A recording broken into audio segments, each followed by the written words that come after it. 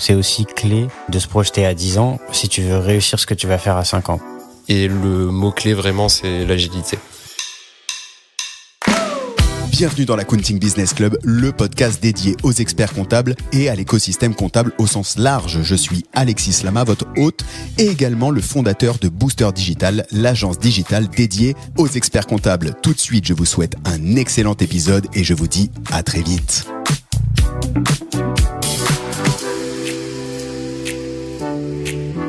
Salut à tous et bienvenue dans ce nouvel épisode de l'Accounting Business Club, un épisode comme d'habitude qui sera exceptionnel sur un sujet on ne peut plus chaud puisqu'on va parler, je sais que c'est pas le thème que vous aimez, c'est pas le nom que vous aimez mais c'est pas grave, ici on peut tout dire, on va parler de financiarisation, on va parler de changements structurels dans la profession puisque entre la facture électronique, pour moi il y a 3 sujets, comme ça je le dis direct, t'as la facture électronique évidemment qui va changer beaucoup de choses, t'as l'intelligence artificielle qui va changer beaucoup de choses et tu as quand même la concentration, la financiarisation, peu importe on l'appelle comme on veut mais on va ouvrir le capot de Numéris aujourd'hui pour voir qu'est-ce que ça change concrètement dans les cabinets et pourquoi dans 5 ans, le paysage aujourd'hui des cabinets d'expertise comptable français aura forcément été modifié en prenant en compte ces au moins 3 critères. Après, on va rajouter le changement des attentes collaborateurs, le changement des attentes clients, la montée en puissance de certaines techs.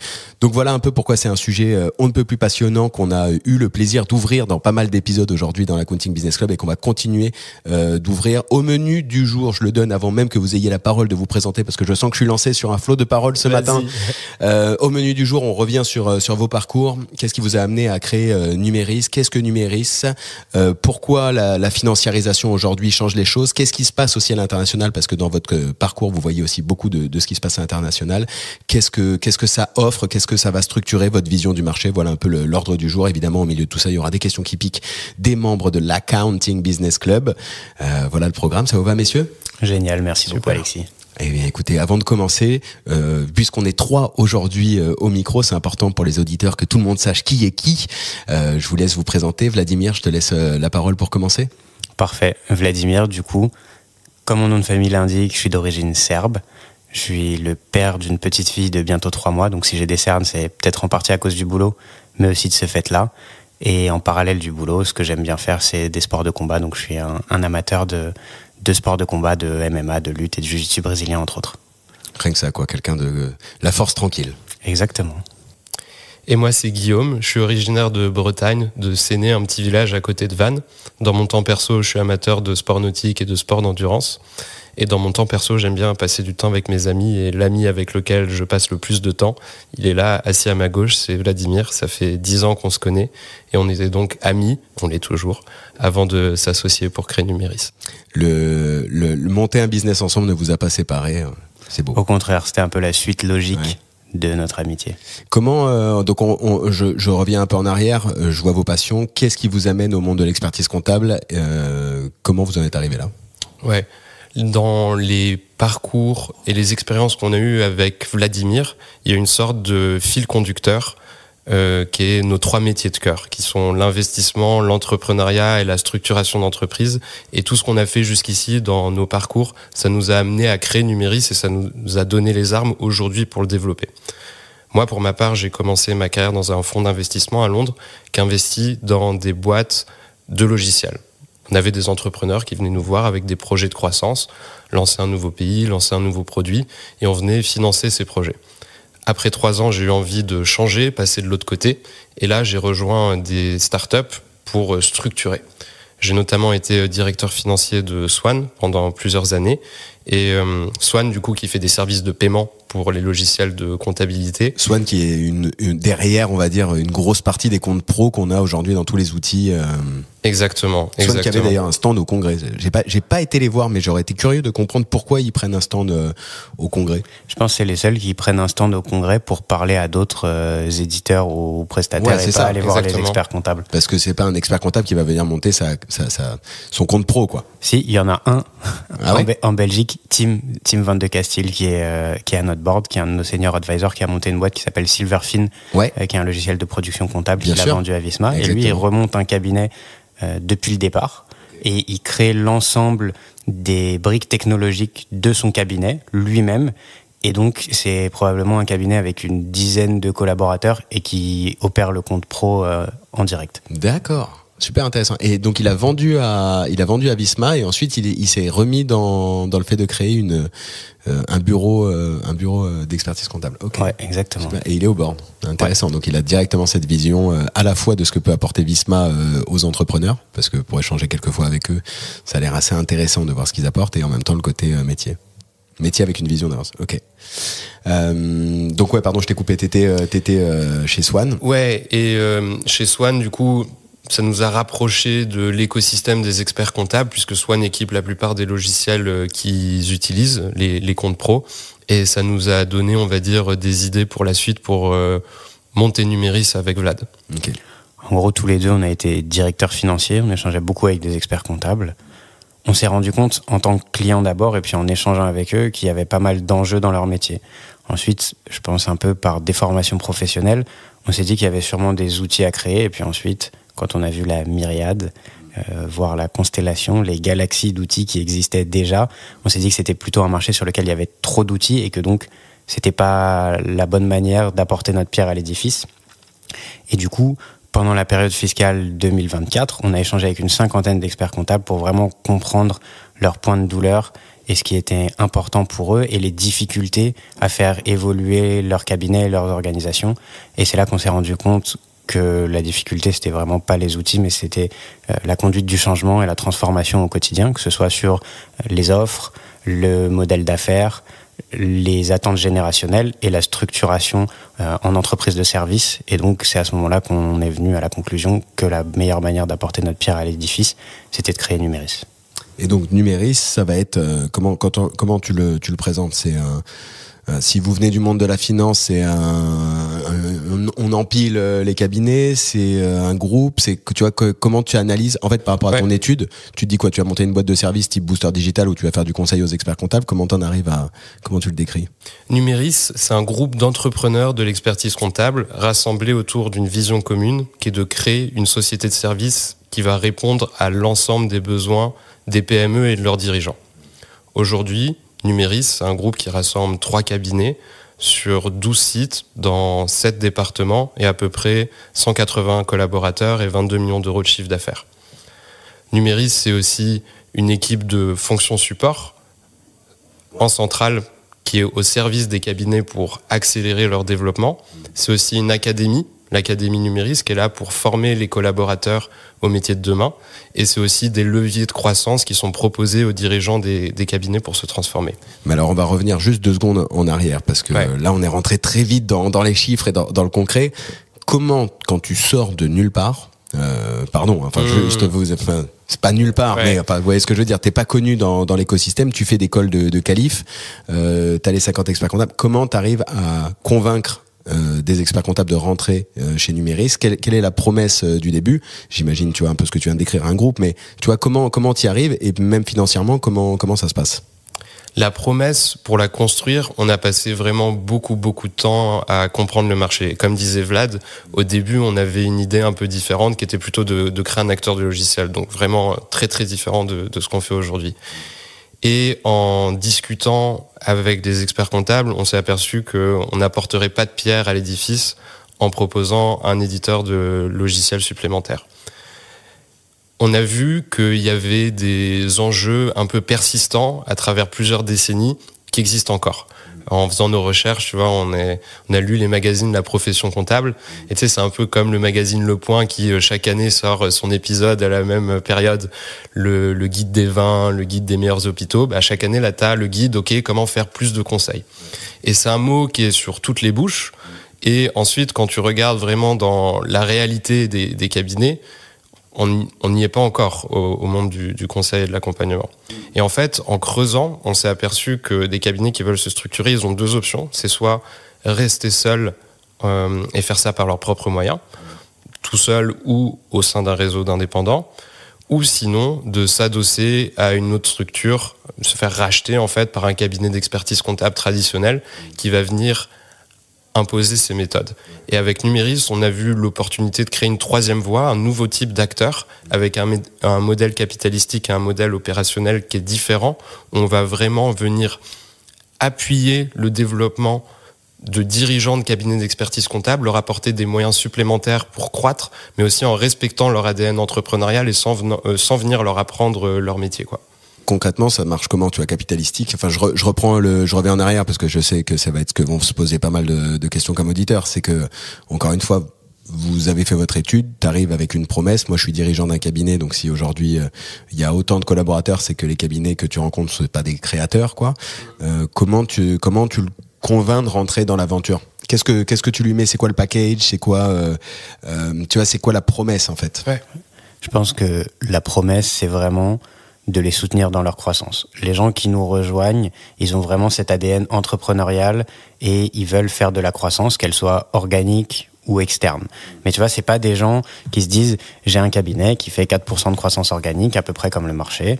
Je suis bien, je veux prendre un chèque, faire un peu de cash out, patrimonialiser et rester aux manettes, mais rien changer. C'est vraiment des gens qui ont envie d'accélérer, qui ont déjà eu un gros parcours de croissance. Tu vois, si on prend Cecab, en 2016, ça faisait 3 millions d'euros de chiffre d'affaires.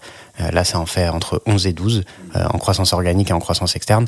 Et en fait, au bout d'un moment, t'atteins les limites du financement bancaire, t'atteins les limites aussi de ce que tu peux faire en termes de structuration quand t'as pas des experts fonctionnels.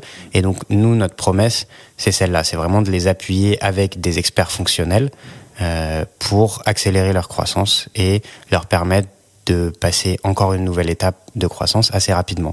Ce qu'on pense aussi, c'est que cette croissance, c'est un vrai vecteur de fidélisation des talents, parce que quand tu as des gens qui sont bons et qui apprennent vite, ils veulent pas attendre les 7 prochaines années pour que leur périmètre change. Ils veulent que leur périmètre évolue de manière très régulière et continuer à apprendre. Donc ça, c'est pour la partie opérationnelle, le modèle opérationnel. Et ensuite, sur le modèle capitalistique, la manière dont ça fonctionne, c'est assez simple. On s'associe avec des dirigeants de cabinets qui ont déjà une première couche de structure et un ancrage local fort, que nous on appelle des hubs territoriaux, comme Cecab, comme peut l'être la Compagnie des Comptes. Et ensuite, on prend une participation majoritaire de l'ordre de 70 à 80% dans ce hub territorial, et les associés dirigeants du hub restent associés dans ce hub territorial et deviennent aussi associés du groupe. Et comment tu construis financièrement tout ça ? Tu veux dire en fait, d'où viennent les fonds? Ouais, exactement. C'est okay. La question. Ouais, tu vois, j'aurais pu te le poser différemment, mais tu vois, tu as très bien compris la question. On a le soutien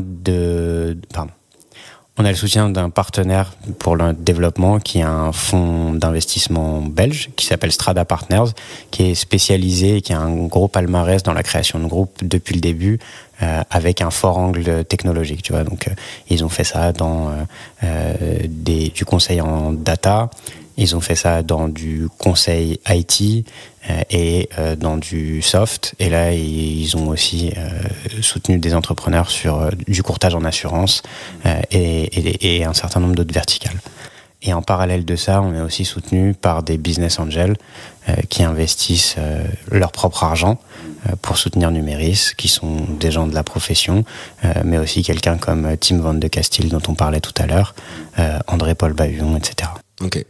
Donc tu as un mix entre un fonds DBA, vous aussi j'imagine qui avez dû remettre au pot de vos aventures. Ouais, bien sûr. Nous on a mis d'abord tout ce qu'on avait, et en plus de ça on est allé chercher tous les crédits à la conso qu'on pouvait. Moi par exemple j'ai la chance d'avoir une femme, mon épouse fait un doctorat en parallèle de son boulot, et du coup j'ai réussi à aller chercher un prêt étudiant que j'ai pris. Ouais, et tout maximisé, il a exactement. Tout maximisé à fond. Pour remettre prise ça de dans risque, quoi. Pour quelqu'un qui vient d'avoir une petite fille, c'est... j'ai même pas acheté de résidence principale, tu vois. Okay. Je suis encore locataire, mais j'ai un crédit étudiant plus crédit à la conso pour investir dans Numéris. Ok, la totale. Nous, on est 100% engagés dans Numéris, c'est pour nous vraiment le projet d'une vie, et comme on disait en intro, c'est aussi pour nous le prolongement de 10 ans de relations et d'amitié. Donc on est 100% engagés là-dedans et on est là pour le long terme. Donc vraiment skin in the game comme ils disent. Ouais, 100%. Parfois ils disent même balls deep. Ah ouais. Je l'avais pas celle-là. Je l'aime bien. On va la garder. Je la ressortirai certainement. Skin in the game, c'est plus lisse. Correct. Ouais. C'est plus lisse. Mais les auditeurs qui parlent anglais traduiront à la perfection ce que tu viens de dire. Ça m'amène, tu vois, sur la partie internationale. J'aime bien parce que tu as décrit après le montage, et j'aimerais qu'on y revienne. Vous avez fait une partie de votre cursus et de votre parcours en Angleterre. J'imagine qu'au moment où vous vous lancez, que vous avez décidé de pas aller sur un éditeur en face de, par exemple, Penny Lane qui devait se lancer, qui s'est lancé un peu avant vous et qui aurait pu être un des axes de développement, ou alors il y aurait pu avoir Fintesis aussi qui avait une bonne trend à ce moment-là. Qu'est-ce que vous avez vu? Comment ça marche à l'étranger? J'imagine que dans l'étude, non, vous avez dû forcément regarder ce qui se passait déjà dans les pays anglo-saxons. Ouais, bien sûr. Ce qui est hyper intéressant, c'est que c'est des marchés sur lesquels il y a une structuration avec des investisseurs externes à la profession depuis plus longtemps que ce qu'il y a en France. D'abord parce que les règles ordinales sont plus souples, et aussi parce que c'est des marchés qui, historiquement, quel que soit le secteur, sont un peu en avance sur ce type de fonctionnement et d'évolution. Nous, on a beaucoup regardé ce qui s'est fait au Benelux, donc Belgique, Pays-Bas, Luxembourg, ce qui s'est fait aux États-Unis, en Australie et au Royaume-Uni. Ouais, tout à fait. Et on a vu plein de modèles différents. On a vu des acteurs qui prennent des participations majoritaires, d'autres des minoritaires, certains qui rachètent 100%, des gens qui changent la marque, des gens qui touchent à rien, des gens qui implémentent des nouveaux systèmes IT, d'autres non. Et en fait, on s'est construit la conviction qu'il n'y a pas de modèle parfait, il y a juste des partis pris par rapport à toi, ce que tu veux construire et la cohérence du groupe que tu veux construire. Nous, comme Vlad disait, on cible essentiellement des cabinets qui ont une première couche de structuration, qui font typiquement entre 5 et 15 millions d'euros de chiffre d'affaires, parfois un peu moins, parfois un peu plus, et qui ont une envie de se développer et de se transformer. Et donc, du coup, on a construit notre modèle autour de ça. Et ce qui est assez intéressant, c'est que des pays comme l'Australie, par exemple, tu as déjà eu des vagues de financiarisation dans les années 90, dans les années 2000. Et donc, tu vois des modèles qui ont eu du succès, d'autres qui ont eu moins de succès, d'autres qui sont allés un petit peu en dents de scie. Et il n'y a vraiment pas de modèle parfait, mais tu peux avoir des effets de bord qui sont induits par ton modèle capitalistique et la promesse opérationnelle que tu fais aux gens. Je pense que la vraie importance, c'est dans ton modèle d'être cohérent entre qui sont les gens qui vont te rejoindre et quelle est ta promesse. Tu peux pas faire une promesse et ensuite te dédire, parce que du coup les gens ils viennent et ils te rejoignent pour cette promesse. Et donc si en fait cette promesse elle est fausse, c'est là que tu te retrouves à avoir attiré des gens qui en fait ne veulent pas de ce que tu construis.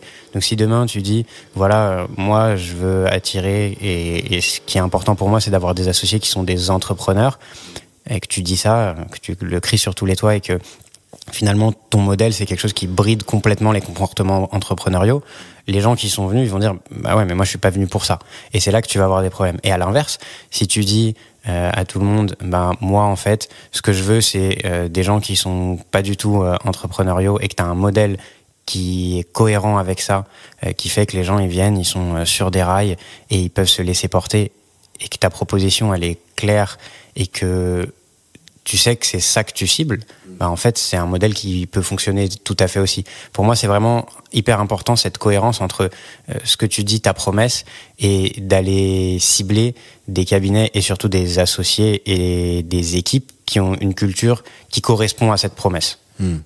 Mais tu vois là, donc ce que je comprends c'est qu'il existe autant de projets que, en fait c'est de l'entrepreneuriat, c'est-à-dire qu'en fait t'as des fonds qui arrivent et t'as des modèles qui vont apparaître en fonction de la théorie, j'imagine, du fond, la thèse du fond, et ça va avancer comme ça. Et des besoins de marché aussi, tu vois, par exemple aux États-Unis ou au Royaume-Uni t'as des modèles qui ressemblent un petit peu limite à des modèles de franchise, et qui vont parler du coup à certains experts comptables qui vont être généralement d'une certaine taille, souvent petites, et qui ont besoin d'un appui très très fort d'une marque, etc., et qui sont prêts à payer des frais de service très très importants, mais tu vois, presque comme McDo, quoi. Et à l'inverse, tu as d'autres modèles, un peu comme Numéris, où on va cibler des cabinets plus structurés, leur apporter des moyens pour croître. Et donc, du coup, les entrepreneurs, dans la manière dont ils réinvestissent, ils ont aussi un intérêt sur leur périmètre et sur ce qu'ils vont créer avec nous. Je vais revenir après dessus parce que je veux bien qu'on comprenne ce que ça implique aussi pour l'expert comptable entrepreneur, mais juste, tu vois, par rapport à toute l'offre auquel les experts comptables aujourd'hui sont soumis entre guillemets, hein. C'est-à-dire on entend de tout. Il y a d'autres acteurs, comme on a reçu Mathieu ici du groupe Archipel. Il y en a d'autres qui sortent. T'as les institutionnels, les très gros qui sont aussi dans la course. Puis après t'as les rachats classiques, tu vois, dans toutes les options qu'ont les dirigeants. Qu'est-ce qu'on peut dire aujourd'hui à un auditeur qui se pose des questions, tu vois? Il voit les trois révolutions dont on a parlé au début, facture électronique, intelligence artificielle, montée en puissance de la concentration, financiarisation. Vous, qu'est-ce que vous pourriez dire pour aider le dirigeant à faire son choix? Je pense qu'il faut qu'il parle aux différents acteurs pour aussi comprendre ce que lui veut vraiment et avec qui il a des atomes crochus. À la fin, c'est une question de modèle, mais c'est aussi une question d'humain et de avec qui tu as envie de bosser, avec qui tu as envie de t'associer. C'est pas qu'une question de chèque à la fin, quoi. Non, pas du tout. Enfin, nous, on le voit vraiment pas comme ça. Tu vois, c'est un truc qu'on aime bien raconter, c'est nous, on n'envoie jamais une LOI à quelqu'un si on n'a pas passé 1 heure ou 2 heures avec eux autour d'un bon déjeuner ou autour d'un dîner. On n'a pas d'approche transactionnelle. Pour nous, en tout cas, dans ce qu'on fait, c'est hyper important. Nous, tu vois, on se voit là pour les 15-20 prochaines années, si les choses se passent bien. Je me vois pas m'associer avec quelqu'un pour 15 ou 20 ans en ayant juste fait une visio et envoyé une lettre d'intention sur la base de comptes que j'ai regardé une demi-journée ou une journée. Mais encore une fois, ça c'est parce que nous on se projette sur 15-20 ans et qu'on veut que les gens qui nous rejoignent se projettent aussi sur 15-20 ans. Si on se projetait sur 5 ans en se disant il y a 5 ans et puis ensuite on verra, ouais, ce serait différent. Quand tu dis 5 ans, c'est parce que la durée de vie, dans les échanges que j'ai pu avoir avec les différents épisodes, mais c'est que la durée de vie d'un fonds, c'est 5 ans. C'est-à-dire qu'en théorie, comme vous êtes avec un fonds et avec d'autres fonds qui arrivent sur la place, le fonds doit déboucler, alors j'ai certainement pas les bons mots, hein, mais le fonds doit sortir de ses positions au bout de 5 ans et il y a un autre fonds qui arrive. En gros, les fonds, ils doivent rendre l'argent à ce qu'on appelle leurs LP, donc leurs investisseurs à eux, qui sont les gens qui ont mis l'argent chez eux, qui sont des institutionnels, des familles très riches, etc. Et ils doivent le rendre à un certain moment. En général, quand ils créent un fonds, le fonds il a une durée de vie de 10 ans, donc tu as 2-3 ans pour investir, entre 5 et 6 ans pour rester dans tes participations, et ensuite 2 à 3 ans pour sortir. Et donc, la durée de vie moyenne d'un investissement dans un fonds, c'est en gros 5 ans. Ça peut être entre 4 et 7, selon les fonds aussi. Il y a des fonds qui vont un peu plus vite. Plus c'est mature, en général, plus ça va vite. Mais du coup, c'est pour ça qu'on parle de 5 ans. C'est aussi, 5 ans, c'est souvent l'échelon ou l'étalon auquel les gens arrivent encore à se projeter. Donc, tu as le premier étalon qui est 2 ans. En général, tu dis, on va faire une transition, au maximum, c'est 2 ans. Donc, ça peut être de 6 mois à 24 mois. Et ensuite, si tu demandes aux gens de se projeter, en général, ils vont dire, ok, à 5 ans, j'arrive encore à me projeter. Nous, les gens qui nous rejoignent et qui sont des dirigeants de Hub, c'est des gens qui se projettent à plus long terme. Alors, pas forcément eux directement. Il y a des situations dans lesquelles ces gens-là partiront peut-être au bout de 5 ans, mais en tout cas, ils se projettent dans le fait de faire monter leurs collaborateurs en tant qu'associés et ensuite de faire en sorte que ces jeunes associés d'aujourd'hui, dans 5 ans, soient capables et à même de prendre la direction du cabinet, du hub, à leur place. Donc si je résume par rapport à toute l'offre de possibilités de croissance, de vente aujourd'hui qu'ils ont, la clé, ça reste de dire, je réfléchis à mon projet, je me pose la question de où je veux être dans 5-10 ans, puisqu'on comprend qu'il y a des événements de liquidité quand même à 5-10 ans, et 2, en fait, avec qui j'ai envie d'aller dans cette aventure, quoi. Ouais. Et après, 3, je rencontre tous les différents acteurs pour savoir est-ce que je vais faire du bancaire, est-ce que je vais faire avec un groupement, est-ce que je fais avec un fonds en direct, ou ce genre de choses. Est-ce qu'il y a des fonds d'ailleurs qui vont en direct, tu vois, sur les cabinets, par exemple 15 millions et un peu plus, 15-30, où là, on passe pas par un groupement, le fonds il rentre et après c'est un LBO déguisé ou un truc comme ça, j'imagine. Ouais, c'est pas un LBO déguisé même. Hein. Tu vois, t'as des fonds qui vont en direct sur des cabinets qui font. Je pense à partir d'une 20aine de millions d'euros de chiffre d'affaires. Après, je pense que ça peut être une bonne solution. C'est pas pour tout le monde. Un fonds, il va t'apporter des moyens quand même essentiellement financiers. Donc, pour avoir bossé dans des fonds, tu vas soutenir, tu vas aider en venant challenger sur le reporting et puis au board tous les 3 mois. Mais tu vas pas créer une infrastructure comme ce que nous on crée chez Numéris, où tu vas avoir un directeur financier groupe, un directeur de la transformation, un directeur des opérations, une DRH, une recruteuse. Ça, le fonds, il va te dire, voilà, on te donne les moyens de le créer, mais c'est à toi de le créer en plus de ce que tu fais déjà aujourd'hui. Et ensuite, il faut aussi pouvoir gérer les relations avec un fonds. C'est un truc qui prend quand même du temps. Un fonds, c'est un acteur, c'est un drôle d'animal, donc il va te demander pas mal de choses, pas mal d'informations.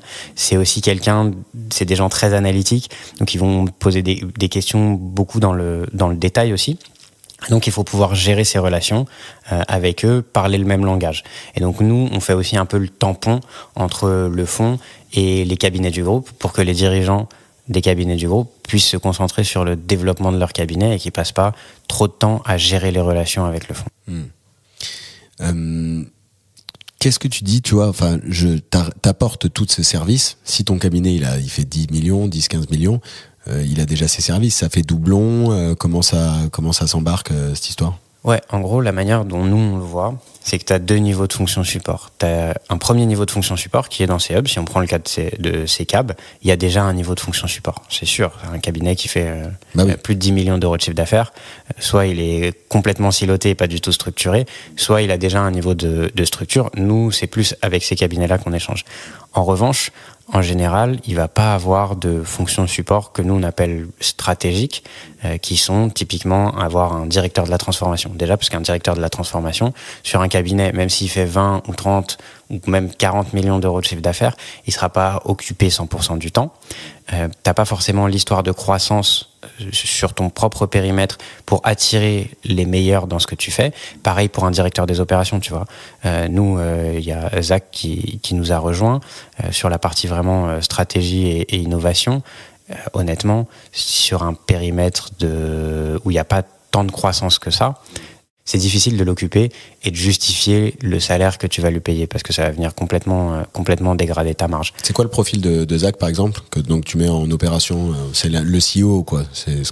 Ouais, alors c'est directeur de la stratégie et de l'innovation, et c'est quelqu'un qui bossait dans des grosses boîtes tech avant et qui a monté une boîte aussi. Ok. Donc on retrouve la culture entrepreneuriale. Ouais, hyper entrepreneuriale et technologie. Tu vois, pour nous c'est vraiment important au niveau central de recruter des gens qui sont technology native. Non, mais en gros, des gens qui ont une vraie appétence technologique. Ouais, parce que dans tous les cas, si t'as pas l'appétence technologique, comment tu vas pouvoir être moteur après, derrière, dans les cabinets, sur tout ce qui est en train d'arriver, et comment tu vas l'implémenter, quoi. L'avantage, j'imagine, que d'être technologique ou tech-savvy, ou c'est de dire, ok, j'arrive à me projeter sur ça va s'automatiser facilement avec un agent, ou voilà comment l'IA peut s'intégrer dans mon process, etc. quoi. Exactement. C'est aussi des gens qui, tu vois, dès qu'ils regardent même un process, sans regarder un truc, une brique technologique, ils vont avoir une réflexion de ok, c'est quoi les outils qui peuvent m'être utiles et qui connaissent déjà bien les outils et qui vont aussi avoir ce côté assez entrepreneurial et d'aller tester des choses eux-mêmes pour voir si ça fonctionne et ensuite se dire ok, on va le déployer. Et c'est des gens qui vont beaucoup moins avoir une mentalité, je dirais, un peu projet comme tu peux avoir dans des grosses boîtes, Capgemini ou autres, où vous savez, pendant 6, 12, 18, 24 mois, parfois, t'as une équipe qui s'enferme, qui prépare un truc et qui les livre. Et tu vois souvent ça avec les applications des banques, par exemple, où les gars ils te disent on va sortir la nouvelle version, tu sors la nouvelle version, elle est encore pire que celle d'avant. Et tu dis mais comment c'est possible? Et en fait, c'est parce qu'il y a des mecs qui sont enfermés pendant 6, 9, 12 mois sans parler à leurs utilisateurs pour shipper un truc, pour le sortir, le produire. Et ensuite, quand il sort, ils se rendent compte que c'est moins bien, enfin, c'est pas ce que les gens attendaient, en tout cas. Et pour nous, le fait d'avoir bossé dans des environnements start-up où tu produis constamment avec des sprints très courts de 2 semaines, c'est quelque chose qu'on a gardé chez Numéris. Et un des trucs sur lesquels travaille Zach, du coup, directeur stratégie et innovation, c'est de cartographier tous les process et ensuite de sortir des agents IA sur des cas d'usage spécifiques, une cadence où on va sortir quelque chose tous les mois ou tous les 2 mois. Ouais, donc tu reprends vous avez implémenté la même logique qu'on avait pu avoir avec Jérôme Kiefer, enfin que Ridge peut avoir, ou quand j'en ai parlé avec lui dans l'épisode, c'est très produit quoi. En fait, on revient à la base du ok, il y a un cas d'usage, je comprends comment je vais créer l'agent, faut revenir à ce que veulent les collaborateurs et les clients en fait. En fait, quand tu as une réflexion produit, tu es obligé d'aller parler aux collaborateurs et aux clients et ensuite de développer vraiment sur les cas d'usage. Quand on échange avec des cabinets, souvent, il y a un peu ce truc de l'IA qui reste un truc assez générique, un peu dans le brouillard. Pour nous, l'important, c'est d'avoir des choses très actionnables parce qu'en fait, qu'est-ce que ce sera dans 5 ans ? Je peux pas te dire, j'en sais rien. Personne ne sait. Et celui qui sait... je sais pas ce qu'il doit faire, mais il doit en faire quelque chose et il gagnera beaucoup d'argent. Mais si tu sais pas, tu dois déjà agir sur ce qui est disponible aujourd'hui et ce que tu peux faire aujourd'hui. Et pour ça, c'est hyper important pour nous de partir de cas très concrets et dire ok, voilà ce qu'on résout. Et d'ailleurs, quand tu es dans une start-up, l'approche produit, c'est vraiment ça, c'est dire ok, c'est quoi le problème que je résous. Le premier truc à comprendre, c'est quel est le problème que tu résous et ensuite tu réfléchis aux solutions. Plutôt que de réfléchir à ok, il y a de l'IA, qu'est-ce que l'IA peut faire pour moi ? Non, il faut d'abord partir de quel est ton problème et ensuite, est-ce que l'IA, ou d'ailleurs peut-être des outils d'automatisation plus simples qui utilisent pas de l'IA, mais juste des règles logiques, ça peut fonctionner. Mais d'abord, il faut bien que tu aies cerné ton problème. Stop ! Instant de vérité, votre marque, elle existe ou elle existe ? La différence entre les deux, on l'a transformée en méthode chez Booster Digital. Alors pour passer d'invisible à incontournable, vous savez ce qu'il vous reste à faire. Téléchargez notre guide, c'est offert et c'est en description de l'épisode. Et maintenant, on y retourne. J'ai juste une dernière question au sujet de Zach, mais tu vois, par rapport au profil dont tu me parles, comment tu arrives à attirer un profil comme ça dans un groupe d'experts comptables, tu vois, où moi je sais qu'à chaque fois que je dis que je travaille avec des experts comptables dans l'expertise comptable, etc., on me demande, un peu moins maintenant, mais on m'a beaucoup demandé, mais pourquoi c'est pas fun, c'est pas des trucs, tu vois, quand je reviens du congrès, tout le monde me dit ah ouais et tout, alors qu'en fait c'était littéralement la folie. Comment t'arrives à attirer un profil très tech sans monter un SaaS, quoi, en gros? Je pense qu'il y a deux choses. On n'a pas la vision de créer un groupe d'expertise comptable, on a la vision de créer un groupe de services qui répond à l'ensemble des besoins des PME et de leurs dirigeants. Et l'expertise comptable, aujourd'hui, c'est une partie importante de ça, et c'est en quelque sorte la plateforme, ton produit d'appel, mais l'ensemble des possibilités, il est beaucoup plus large. Quand on avait fait nos interviews avec Vlad, avec une 50aine d'experts comptables, on a vu que cette marque, elle est extrêmement forte. C'est le tiers de confiance le plus important pour les dirigeants. Et ça, c'est vraiment quelque chose que tu peux utiliser pour développer plus de services. C'est quelque chose qui est sur toutes les bouches, le service, le conseil, etc. Parce que c'est difficile à exécuter et à mettre en place. Et pour ça, il faut embaucher des personnes, réaliser des investissements pour faire ça. Mais donc, du coup, tu arrives à recruter des personnes qui ont ces profils, comme Hugo aussi ou comme Zach, parce qu'il y a cette histoire de croissance et que le marché, en fait, à horizon 5 ans, à horizon 10 ans, c'est plus seulement l'expertise comptable, mais c'est l'ensemble des services adjacents pour les dirigeants de PME. Tu as aussi un effet qui fait que ces profils-là, aujourd'hui, ils se tournent à nouveau vers des sociétés de services. Si tu regardes un peu, au départ, les solutions technologiques, elles étaient souvent développées en interne par des gros groupes. Ensuite, on s'est rendu compte que c'était des profils d'investissement très différents et que pour pouvoir développer des vraies solutions technologiques, il fallait qu'elles puissent adresser l'ensemble du marché. Donc les avoir en interne, à un moment, ça fonctionnait pas d'un point de vue financier. Donc là, on a commencé à avoir plein de pure players. Et aujourd'hui, quand tu vois la baisse des coûts de production des logiciels, en tout cas pour tout ce qui est du logiciel simple, avec des outils de vibe coding, comme les développeurs appellent ça, tu vois, Lovable, Replit ou autre, en fait, tu as une baisse de ces coûts de production et donc c'est beaucoup plus facile, quand tu as des cas d'usage spécifiques, d'aller coder toi-même en langage naturel, donc en écrivant comme avec ChatGPT, créer tes propres interfaces et tes propres petits produits. Et donc, ça redonne la possibilité aux sociétés de services de pouvoir créer elles-mêmes leurs propres outils pour leurs propres cas d'usage, y compris des sociétés de services beaucoup plus petites que ce qui pouvaient créer des logiciels avant. Ouais. Là, tu viens d'ouvrir un pan où je pense que si je l'ouvre, on va plonger profondément dans l'IA, mais c'est super intéressant parce que t'as parlé de Lovable. La vision, c'est qu'aujourd'hui, chez Numéris, vous allez pouvoir directement, et c'est ce que vous voyez, mais je le transfère à tous les cabinets, hein, c'est qu'en fait, le cabinet, par rapport à ses besoins, en regardant, il va pouvoir se créer lui-même ses outils, quoi. Alors, oui, dans une certaine mesure, en tout cas aujourd'hui. C'est-à-dire qu'il y a des produits quand même assez complexes, le logiciel, où ça prend quand même beaucoup de temps et de ressources. Donc, tu les auras pas forcément. En revanche, faire des petits produits automatisés, la production de certains rapports, etc., c'est beaucoup plus simple aujourd'hui et c'est beaucoup plus simple de faire une interface qui soit un peu user-friendly. Ouais, qui soit plus sexy, qui puisse être utilisé par les collaborateurs, qui se disent pas « Ah, j'ouvre ce truc-là, ça va être l'enfer », qu'ils aient envie de l'ouvrir. Et ça, aujourd'hui, c'est faisable. Et donc, pour moi, ce que ça veut dire aussi, c'est que tu repasses à une ère où, avant, c'était toi qui étais obligé de repenser tes process quand tu mettais un nouveau logiciel. Parce qu'en fait, le logiciel, il va pas s'adapter à tes process. Alors que là, si sur certains cas d'usage, en tout cas, tu peux toi-même créer ton outil, en fait, tu peux le créer en fonction de tes process à toi. Et donc, ça fait que tu as une conduite du changement qui est moins violente et moins verticale. Qui est plus simple pour accepter chacune des phases de la conduite du changement. Exactement. Okay. Et ça te permet aussi de mieux connecter tes outils. On s'aperçoit qu'un des problèmes dans le domaine de l'expertise comptable, quand on parle de logiciels et d'outils, donc, qu'on connaît bien, puisqu'à un moment on a exploré ça aussi, c'est que les trucs, ils parlent pas entre eux. Aujourd'hui, avec les agents, faire communiquer en fait différents systèmes d'information, c'est un truc qui va se simplifier. Ah mais là, ça va être fou. Donc nous, on n'a pas l'ambition de recréer un logiciel de paie, un logiciel de production comptable, ça serait complètement stupide.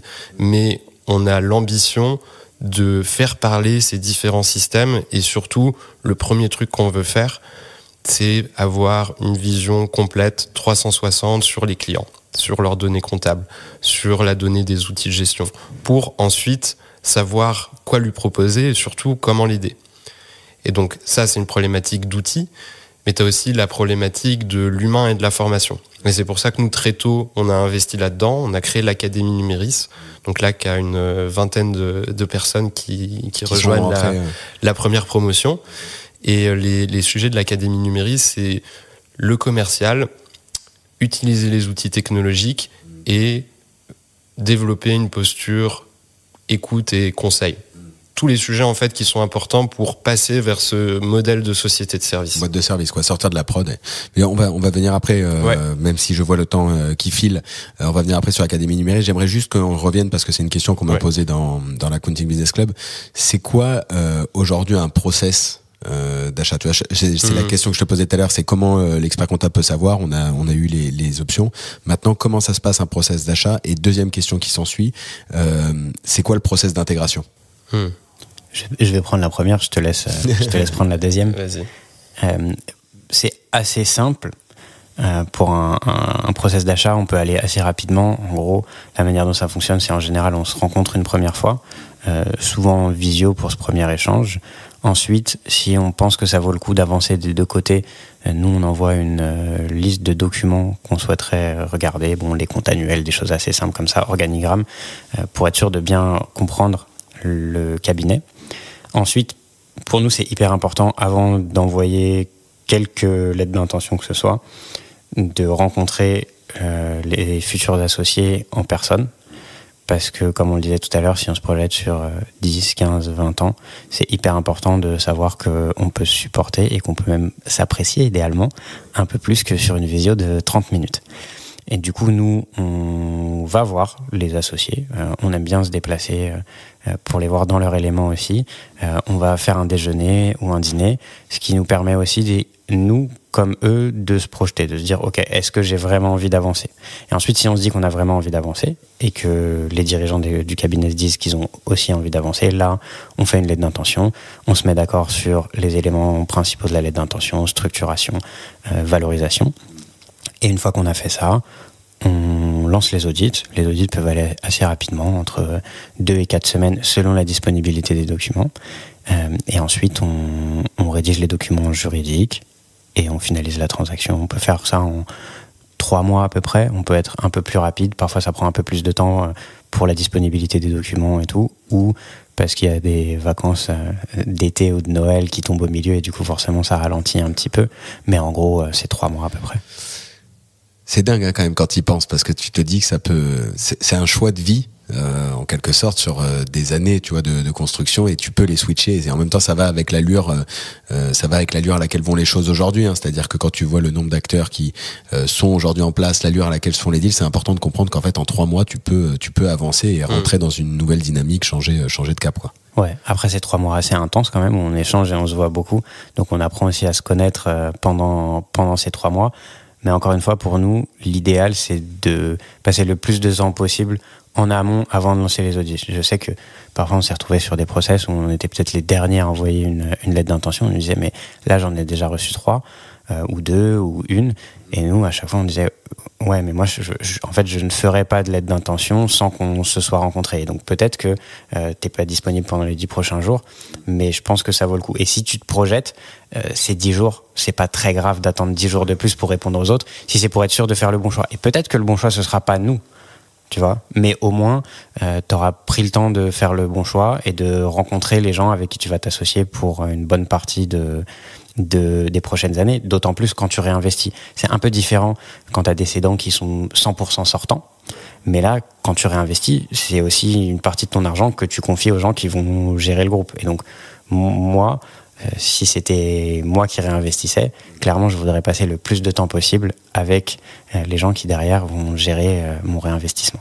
Oui, parce que dans le cas où tu restes 3 mois, tu reviens en haut, tu remontes, t'es dans ton hub, et puis tu remontes sur le groupe Numéris, quoi. Exactement. Ok. Donc, en effet, t'as intérêt quand même à savoir avec où tu mets les pieds. Ouais. Ça peut aller vite, mais tu prends ton temps, quoi. Ouais. Faut parler à nos associés aussi. Parce que nous, il y a ce qu'on raconte, mais ce qui est aussi essentiel, c'est voir qui sont les hommes et les femmes du projet, du groupe Numéris. Et nous, on propose systématiquement aussi de les rencontrer parce que ça donne une idée très tangible de quel type de culture et d'ADN on a. Oui, et puis parce que aussi bien qu'il faut que les associés qui nous rejoignent s'entendent avec nous, idéalement, il faut qu'ils s'entendent aussi avec les autres associés du groupe. Parce que du coup, ils deviennent naturellement tous associés. Exactement. Et donc, pour nous, c'est particulièrement important qu'ils échangent aussi avec les associés du groupe. Est-ce qu'il y a pas une charte d'associés, mais tu vois, est-ce qu'il y a un no-go, tu vois, des warnings en termes d'associés où tu dis ça fitera pas avec le groupe? Ouais, bien sûr. Nous, on a déjà vu un certain nombre de cabinets, peu importe la taille, peu importe la rentabilité, on s'est dit, c'est pas pour nous. C'est pas pour nous parce que les premiers cabinets qui nous rejoignent, peut-être les 10, 12, 15 premiers cabinets, nous, on voit ça comme les premiers recrutements d'une boîte. C'est les recrutements qui créent ta culture, qui créent ton ADN, et aussi tu te plantes, et là, pour le coup, si tu te plantes sur un de ces recrutements, ta boîte, elle peut partir au tapis. Et donc, pour le coup, on est assez drastique là-dessus, quitte à pas faire certaines transactions, alors que peut-être que ça pourrait être des bonnes transactions, mais quand on n'en est pas convaincu, aujourd'hui, on fait pas. Ce sera peut-être différent dans 2 ans, 2 ans et demi, parce qu'on pourra plus dire, voilà notre modèle, voilà notre culture, est-ce que vous voulez y adhérer, oui ou non? Mais aujourd'hui, on a besoin de gens qui soient vraiment moteurs sur cette culture très entrepreneuriale qu'on a chez Numéris. On voit pas ça en fait comme enchaîner des transactions ou enchaîner des deals, on voit vraiment ça comme construire un groupe. Et c'est quoi justement les warnings où tu te dis tiens que vous avez pu rencontrer sans rien, enfin tu vois les traits de caractère, les trucs où tu dis ça va pas fitter avec aujourd'hui les associés qu'on a en interne ou avec nous, quoi. Avec vous c'est plus simple, tu vois, parce que vous vous connaissez très bien depuis 10 ans et tout. Mais comment tu sais que si ça va fitter, tu vois, avec un Pascal ou un Christophe? Je pense qu'il y a des indices. On n'est jamais sûr, justement, avant qu'ils se soient rencontrés. C'est pour ça qu'on aime bien qu'ils échangent avec Pascal ou Christophe. Pendant le process. Pendant le process, exactement. Mais typiquement, quelque chose qu'on va voir, c'est quand tu vas avoir un cabinet qui fait 14-15 millions d'euros de chiffre d'affaires, avec 15 associés, chacun son équipe, et assez peu d'échanges entre eux. Parce que pour nous, ça veut dire qu'on est encore trop loin de notre vision de la société de service qui doit se structurer comme une société et moins comme un partnership comme disent les anglo-saxons où en fait tout le monde peut être un peu siloté, où tu te retrouves plus avec une société de mise en commun de moyens qu'autre chose. Après, encore une fois, dans 2 ou 3 ans, c'est pas dit que ce soit pas des cabinets avec lesquels on puisse travailler. Mais aujourd'hui, on a besoin de gens qui soient vraiment des promoteurs et qui soient très forts sur cet ADN-là. Souvent, tu demandes un organigramme et tu demandes aux gens de parler de leurs collaborateurs et de la manière dont ils ont structuré leurs équipes. Et là-dedans, tu vas avoir des indices là-dessus qui sont assez forts. C'est là où tu t'aperçois que, en fait, tu peux avoir des gens qui sont voisins, ils sont sur le même plateau, mais qui, en fait, vont pas collaborer quand il y a une personne qui est en arrêt maladie ou une personne en congé maternité. Et tu te dis, OK, en fait, vous êtes ensemble, vous partagez des bureaux, vous partagez des moyens communs, mais il y a quand même un peu cette vision de chacun est associé dans son coin et il n'y a pas cette vision d'entreprise commune. En fait, il n'y a déjà pas de culture commune dans le cabinet et tu peux avoir deux associés qui gèrent de manière très différente. Donc, comment est-ce que tu veux intégrer ça dans une culture que tu essayes de rendre la plus homogène possible? Et justement, du coup, on ouvre la porte de la culture, c'est-à-dire que c'est quoi maintenant, une fois qu'on a signé, comment ça se passe? Le processus d'intégration? Ouais, parce que là, tu as du monde, quoi. Donc, tu as un socle commun à tous les cabinets et ensuite, il y a une adaptation un petit peu à la carte en fonction de ce sur quoi on s'est mis d'accord pendant les audits avec les cabinets. Sur le socle commun, on a un processus d'intégration qui est assez léger. Tu as 3 étapes. Tu as la marque, donc co-branding, CCAP devient CCAP Groupe Numéris, Compagnie des Comptes devient Compagnie des Comptes Groupe Numéris. Tu as aussi l'Académie Numéris, donc identifier les personnes qu'on va faire rentrer dans nos programmes de formation. Et en 3e, tu as aussi l'intégration à nos systèmes de reporting. Ça, c'est le socle commun que tu as à tous les cabinets. Et pour la partie reporting, c'est vraiment nous qui le faisons pour le compte des cabinets. On a un directeur financier dont c'est le métier de faire ça. On ne demande pas au cabinet de produire du reporting pour nous. Ok. À l'inverse de ce qu'on pouvait imaginer avec les fonds, où là c'est toi qui vas passer du temps en tant que dirigeant à faire tes reporting, enfin ton DAF à faire tes reporting et le remonter au fond. Là c'est vous qui allez regarder les chiffres et les analyser. Ouais, c'est ce que je te disais tout à l'heure quand je disais on fait le tampon avec le fonds, c'est-à-dire que nous on va produire le reporting pour les cabinets et ensuite on va produire, sur la base de ces reportings-là, on va produire le reporting pour le fonds et on va gérer les questions du fonds, etc. Mais le but pour nous, c'est vraiment que le reporting qu'on produit pour les cabinets, ce soit un outil de prise de décision qui permette de naviguer avec une vraie feuille de route et pas que ce soit un exercice où on coche des cases tous les mois et de toute façon, personne ne le regarde tant que ça va bien. Ouais, c'est un outil de pilotage, quoi. Exactement. C'est un vrai outil de pilotage qui ne sert pas qu'au fond pour le rassurer ou pour lui montrer ce qui se passe, quoi. Donc ça, c'est le socle commun que tu as pour tous les cabinets. Et ensuite, pour chaque cabinet, on va avoir d'autres actions qu'on va prendre en plus en fonction des situations.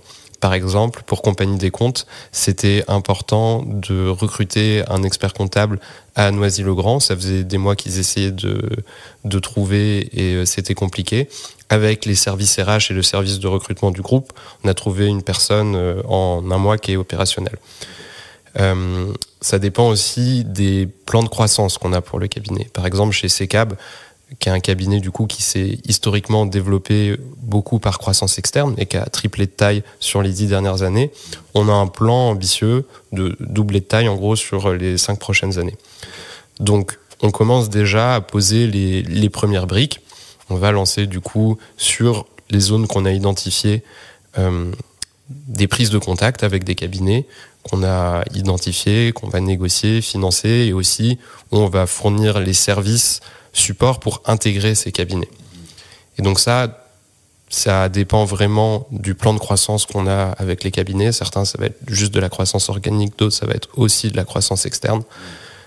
Mais il y a vraiment cette orientation développement. C'est pas juste on intègre et après il n'y a plus rien qui bouge. C'est on intègre, il y a le socle commun et ensuite comment on développe ensemble. En gros, pendant toute la phase d'audit et d'échange sur les documents juridiques, on travaille aussi ensemble sur le plan de croissance. Qu'est-ce qu'on veut faire? Est-ce qu'on veut faire de la croissance organique? Est-ce qu'on veut faire de la croissance externe? Si on veut faire de la croissance externe, qu'est-ce qu'on veut faire comme croissance externe? Où on l'a fait? Souvent, nous, on voit ça comme un outil de rétention, typiquement pour des chefs de bureau qui sont très bons et qui se disent « Bon, bah moi, ça fait 2, 3, 5 ans que je suis sur le même périmètre, j'aimerais bien que ça évolue » et où il n'y a pas aujourd'hui de place pour les faire évoluer dans l'organigramme.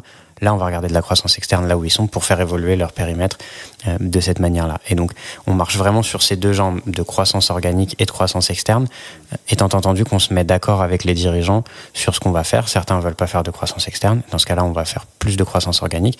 D'autres ont une vraie appétence pour la croissance externe. Et dans ce cas-là, c'est quelque chose qu'on va aller faire dès le début. Et donc, concrètement, ça se prend combien de temps, tu vois, les différentes étapes, les trois premières, on va dire les trois premières, parce que l'idée de la croissance, ça va dépendre en fonction des opportunités, des volontés de chacun, etc. Mais tu vois, je signe, au bout de combien de temps il se passe quoi? Sur le socle commun, donc qui est la marque, l'intégration à l'Académie Numéris et le reporting, ça c'est l'affaire de quelques semaines. Et ensuite sur la partie croissance, nous, ce qu'on fait, c'est qu'on structure des offres qui sont des offres un peu sur étagère, qui sont structurées. Quand je dis structurées, ça veut dire toute la partie marketing, mais aussi comment tu la produis. Ça va de comment tu la produis, qui la produit, qui la vend, comment cette personne-là la vend, ce que c'est le pricing, en tout cas un pricing suggéré, et quels sont les argumentaires commerciaux et les réponses que tu peux donner aux objections.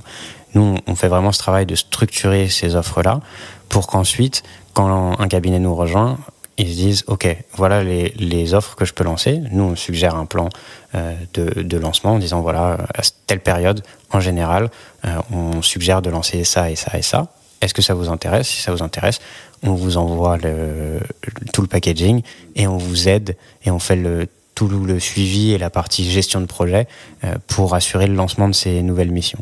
Donc le but, c'est vraiment d'avoir un impact concret dès le début sur la croissance organique. Typiquement, quelque chose qui est très bien fait chez Secab et qu'on a structuré en offre pour l'ensemble du groupe, c'est les ECF. C'est quelque chose qui est très bien vendu chez Secab, dont on s'est rendu compte que c'était pas forcément très bien vendu dans un certain nombre d'autres cabinets. Et donc on l'a structuré pour en faire une offre avec le process, donc la partie marketing plus la partie opérationnelle, pour que ce soit déployable la première semaine où un cabinet nous rejoint. À partir du moment où c'est le bon timing dans l'année, bien entendu, il y a les effets de saisonnalité, mais si c'est le bon timing, c'est déployable en une semaine. Et ça, c'est un impact très tangible. Tu vois, chez Secab, on va faire 7-8% de croissance organique quand le marché est autour de 2-3%.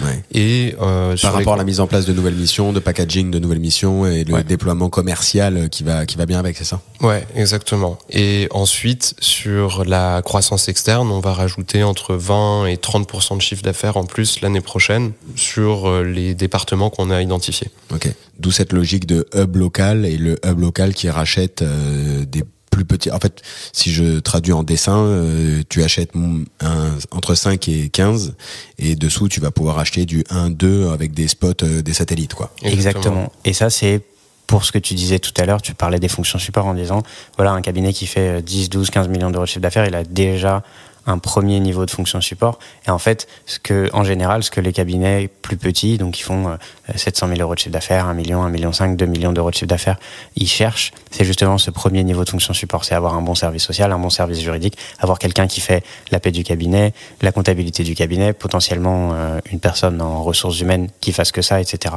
Et donc c'est pour ça que pour nous, c'était particulièrement important d'avoir ce fonctionnement à 2 étages. Un, pour favoriser les comportements entrepreneuriaux, pour éviter que dès qu'on veut tester quelque chose, on se retrouve à avoir à mettre un nombre assez important d'associés d'accord, mais pour que chacun puisse tester des choses sur son périmètre et qu'on prenne ce qui fonctionne et qu'on le fasse rayonner au niveau du groupe. Ça, c'est le premier point. Et le deuxième point, c'est pour pouvoir faire des croissances externes sur des cabinets plus petits qui, eux, ont un besoin de fonction support qui est quelque chose qui, pour nous, aurait pas de sens de construire en centrale. Ok. C'est quoi tu vois, parce que vous projetez à 5, 10, 15 ans, c'est quoi les services que vous voyez mettre en place dans les cabinets dans 5 ans? Tu vois, le top 3 des services que les cabinets devraient mettre en place si ça devait être un relais de croissance? Moi, je pense que le service numéro 1, c'est une recomposition de la comptabilité aujourd'hui. Et cette recomposition, c'est comment tu transformes de la compta en de la gestion. Aujourd'hui, en fait, un client, il paye pour le temps de quelqu'un à saisir des factures et à produire un bilan. Ce temps va se compresser. Et ça, c'est une certitude, ça va arriver. Ça ne veut pas dire qu'il y a une baisse forcément inexorable des prix, mais ça veut dire qu'il faut faire quelque chose d'autre à la place et pouvoir le vendre. Mais avec des outils cloud, où tu as une interface client et une interface côté expert comptable, tu peux aussi collaborer en temps réel sur de la facturation, du paiement fournisseur, de la relance client, du recouvrement, qui est une offre d'ailleurs qu'on met en place chez CCAB à partir de l'année prochaine. Et donc, sur tous ces services de gestion autour de la facture électronique, il y a une recomposition en fait à faire. Ça, c'est le truc numéro 1. Nous, on est aussi très enthousiastes sur la partie juridique. On pense qu'il y a énormément à faire sur cette partie-là et que, comme la comptabilité, c'est un secteur où la technologie va avoir énormément d'impact, et on pense que le rôle de tiers de confiance, d'expert comptable, on peut encore plus le valoriser en appuyant sur la partie juridique. Ok. Donc en faisant rentrer des avocats potentiellement dans Numéris. Avocats, juristes. Et après, je pense qu'il y a un autre pan qui est tout ce qui est lié directement à la vie du dirigeant. Ça va être gestion de patrimoine, courtage en assurance, qui sont des métiers assez différents et avec une culture aussi assez différente. C'est souvent des métiers où il y a des gens qui sont très commerciaux, parfois un peu trop commerciaux. Et donc là-dessus aussi, je pense que la vraie difficulté, c'est pas tant d'identifier l'offre que de faire en sorte qu'il y ait une vraie adoption et transformation. C'est pour ça que pour nous, il vaut mieux identifier 2-3 offres, bien les développer, bien les structurer, faire en sorte qu'il y ait une adoption et ensuite en relancer 2-3 que d'arriver en disant on a lancé 98 offres, d'accord, mais ça représente combien de ton chiffre d'affaires ? 2%, ok. Bon, peut-être qu'il valait mieux de travailler sur 3 qui représentent 7% de ton chiffre d'affaires et puis en faire 3 autres qui représentent 5% de ton chiffre d'affaires et puis 3 autres. Et du coup, on a vraiment une manière d'approcher les choses où on se dit on va cibler les premiers cas d'usage. Et d'ailleurs, on a parmi les associés de Numéris fait une task force qui s'est réunie sur quelles nouvelles offres on va lancer, qui a commencé à identifier des premières nouvelles offres à lancer et ensuite qui va travailler sur comment on les lance. Et ensuite, il y a une deuxième task force ou une deuxième équipe qui, elle, se charge de comment on les déploie, pour être sûr qu'il y ait un taux d'adoption qui soit élevé au sein des cabinets, ou que quand il n'y a pas d'adoption, on ait au moins les retours pour savoir pourquoi il n'y a pas d'adoption. Est-ce que c'est parce que l'offre, la manière dont elle est marketée, ça ne convient pas ? Est-ce que ça ne convient pas à tel ou tel type de clientèle, etc., etc. Mais pour vraiment avoir en permanence un lien avec le terrain. Et ça, pour le coup, c'est Hugo, donc, qui est directeur de la transformation, qui anime l'ensemble de ses équipes et qui fait en sorte de faire tout le suivi et la gestion de projet pour pas que ça prenne beaucoup de temps aux chefs de bureau, aux experts comptables. Donc si je résume, en fait, t'as l'Académie Numéris qui est une forme, je vais vulgariser, vous allez me tuer, mais c'est pas grave, qui est une forme de graduate programme qu'on peut retrouver dans les grands groupes. Centre de formation de la JOCR. Voilà. Mais dans lequel t'as les pilotes, en gros, les espoirs de tous les cabinets. Quand je dis espoir, c'est les talents en fait de chaque cabinet qui vous rejoignent vont rentrer. Toi, les associés définissent les offres, etc. parce qu'ils ont le terrain, ils ont l'expertise de ce qu'ils veulent et ils ont dit tailles différentes avec des portefeuilles différents, donc après ils peuvent se challenger entre eux. Derrière, tu vas devoir l'implémenter et le commercialiser, donc tu vas pouvoir t'appuyer sur les talents qui auront été formés à la Numéris Academy, et du coup tu sais créer un cercle vertueux comme ça, sans aller te disperser, parce que tu choisis à chaque fois sur chaque promo, alors pas les personnes, enfin évidemment tu choisis les personnes, mais au fur et à mesure tu as tes 3 offres. Ce que je veux dire par là, c'est pour que même les auditeurs puissent pouvoir l'implémenter potentiellement chez eux. Tu te dis ok, je fais pas 50 offres, j'en choisis 3, je les identifie, je les market, j'en parle et j'apprends à mes talents à le vendre, et ensuite je déploie quoi. Tout à fait. Sur l'Académie Numéris, on a pris ce parti pris pour l'instant, mais assez rapidement on va développer des cursus pour l'ensemble des collaborateurs. Donc au début, effectivement, c'est des talents spécifiques qui ont été identifiés parce qu'on devait bien commencer quelque part, mais à terme, sous 6 mois, on devrait avoir des cursus et des e-learning, des modules d'apprentissage pour l'ensemble des collaborateurs et des associés. Tu vois, parce que c'est pas parce que on est associé qu'on n'a plus rien à apprendre. Il y a toujours des choses à apprendre. Et donc ça va aller de comment je gère ma boîte mail pour bien prioriser, pour quelqu'un qui vient d'arriver pendant son onboarding, jusqu'à comment j'intègre une croissance externe ou comment je conseille un OBO à mon client. Dans ce qu'on fait, vraiment, ce que je préfère, c'est quand on a tous nos associés dans une pièce et qu'on échange sur ces nouvelles offres et que tu sens l'énergie, que tout le monde se challenge et que ensuite, avec Hugo, notre directeur de la transformation, on essaye de faire le résumé de la journée et là, on doit dégager les trucs qui sont pas prioritaires. Et on doit ressortir à la fin avec nos 3 priorités stratégiques sur lesquelles on va se concentrer, on va tester et on va déployer. Et aussi sur les nouvelles offres, une partie de la difficulté en général, c'est avoir des idées d'offres. J'ai envie de dire, c'est assez facile. La vraie question, c'est comment tu les structures et comment tu fais en sorte que ce soit digestible, comestible par d'autres cabinets. Parce que pour ça, il faut vraiment avoir un truc très clean et très structuré. Et c'est pour ça qu'Hugo est vraiment utile et passe beaucoup de temps là-dessus. Parce que souvent, il y a des choses qui sont bien faites dans des cabinets, mais qui sont un peu faites, tu sais, comme du savoir oral qui se transmet ou des histoires qui se passent de génération en génération. Mais à un moment, il faut les mettre dans un livre. Et pour que qui que ce soit ait envie de lire ce livre, il faut écrire au moins bien, avoir un style correct et puis avoir les images, les illustrations qui vont avec pour donner envie de le lire. Tu peux pas juste prendre le truc et dire voilà comment c'est fait, débrouillez-vous. Ouais, tu uniformises pour que ça plaise à tout le monde et que tout le monde adhère au projet, quoi. Enfin, en fait, au projet, à l'histoire. Ouais, c'est ça. En fait, tu prends ce qui fonctionne bien. Tu prends aussi des nouvelles idées, mais sur ce qui fonctionne bien, tu le prends et surtout tu le structures pour que ça puisse être utilisable par des gens qui n'ont pas forcément tout le contexte d'avoir été pendant 15 ans dans l'entreprise. Ouais. Je vois que je vois que ça fait déjà un petit moment qu'on est ensemble. Je voulais vous poser des questions de vision d'avenir, etc. Évidemment, vous reviendrez, mais la question de la vision d'avenir, du coup, c'est plutôt vous par rapport à Numéris, tu vois, tous les sujets que je disais en intro. Où est-ce que vous voyez Numéris dans 5 ans? Alors, on reprend tous les échanges, événements de liquidité dans 5 ans, tout ça, mais concrètement, il se passe tellement de choses, ça va tellement vite. Dans 5 ans, la facture électronique sera là. L'intelligence artificielle et les agents seront, à mon avis, même si on n'a pas de boule de cristal, dans les mains de beaucoup de monde quand on voit l'allure à laquelle ça va. Enfin, tu vois, au moment où on enregistre mi-octobre 2025, je dis la date comme ça, je m'en souviendrai quand je ressortirai les bandes. Tu vois, t'as ChatGPT qui a sorti son mode agent. Alors avant, on pouvait taquiner un peu avec Make, avec Zapier, avec N8N. Là, ils l'ont intégré directement dedans. Autant dire que ça va être fou. T'as Sora 2 qui vient de sortir en termes de vidéo, qui est encore plus haut que VO3 qu'il y avait dans Google, ce qui veut dire que déjà, on ne peut plus absolument croire dans ce qu'on voit à la télé dans les images. D'ailleurs, ce podcast c'était faux. C'est toi qui l'as fait tout seul, Alexis. Mais je serais pas surpris qu'on puisse faire une chose comme ça dans, à mon avis, vraiment pas longtemps. Mais tu vois, c'est dire à la rapidité à laquelle les choses vont. Vous, aujourd'hui, votre vision de Numéris dans 5 ans, c'est quoi?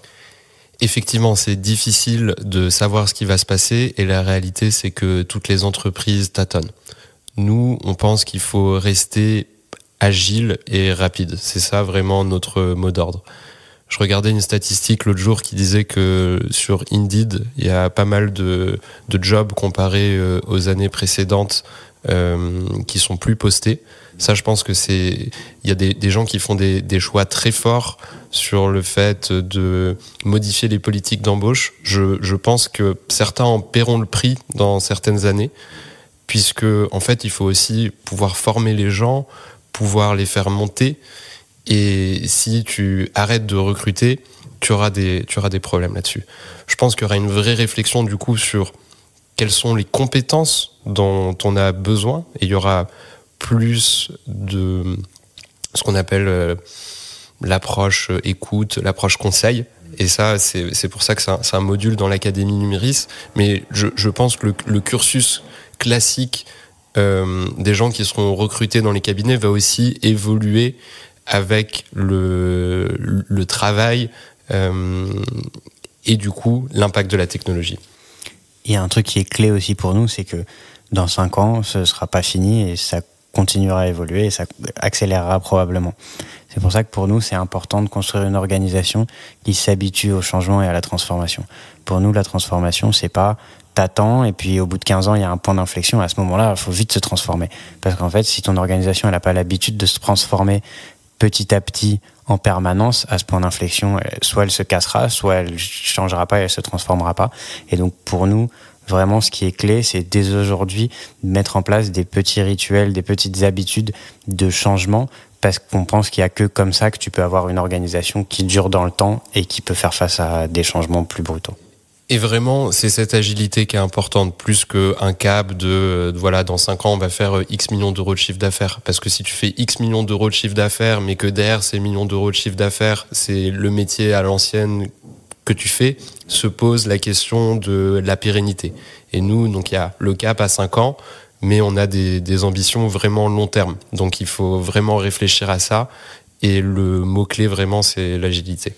Mais je vais revenir dessus parce qu'on est quand même dans un podcast avec des experts comptables et que les chiffres sont importants et qu'on connaît tous un peu les ratios des cabinets. Concrètement, tu vois, dans 5 ans, Numéris, parce que je suis d'accord que ça doit aller vite et dans tous les cas, ça va dans votre modèle. Tu vois, on le disait en 2024, vous faisiez une étude de marché. En 2025, vous avez déjà un certain nombre de collaborateurs qui font partie du groupe Numéris et l'année n'est pas finie. Nul doute qu'il y aura encore d'autres annonces d'ici le 31/12 et ça colle aussi avec le marché qui va très vite. Tu vois, c'est les acteurs que vous avez en face, les cabinets qui se posent des questions, les entrées des nouvelles techniques, etc.